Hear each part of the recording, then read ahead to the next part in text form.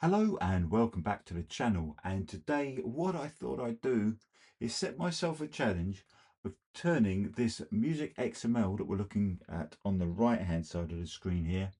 This is an XML import into MuseScore Studio, originally from Sibelius, that I originally imported into Sibelius from Logic, if that makes sense. So the original XML lived inside Logic. I exported that, tweaked it in Sibelius, didn't like the results. Now I'm trying to do something in MuseScore to make it look and sound amazing. And we're going to be using this completely free public domain score. I'll put a link to it in the video description, of Felix Mendelssohn's absolutely gorgeous Violin Concerto in E minor. It's Opus 64. And we're going to be looking at the very first movement of that, the Allegro molto appassionato. I absolutely adore this piece of music. It's absolutely gorgeous. Now, by the end of this little series of videos, hopefully I'll have made it look as close as possible to this score that we're looking at the left-hand side, yet sound absolutely superb too, because MuseScore Studio is perfectly capable of doing both. And it's equally capable of making beautifully condensed conductor scores and still being able to deliver parts to players too. And I'll be showing you how to do that in this series as well. And what I absolutely love about MuseScore is you are able to do stuff in the score and then hide it, so you can make a score with almost zero articulations. And this is what I really find fascinating about traditional older style scores, is the sheer lack of articulations. Everything is implied really within the music, and you can get that implication in MuseScore Studio 2 with a few tweaks and hiding stuff, and I'll be showing you how to do that as well.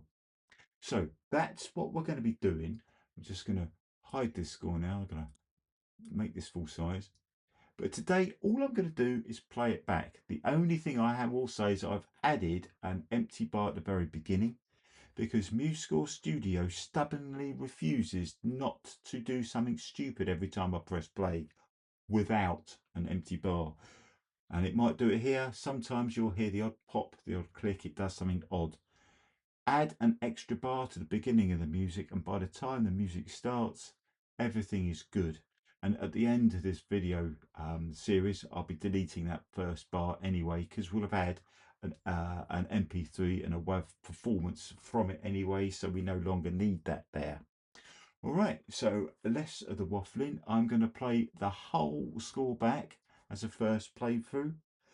And in future videos, we'll be drilling down into how to make this look absolutely amazing and sound much better too. So with that in mind, I hope you like it, and I'll see you soon for the next one.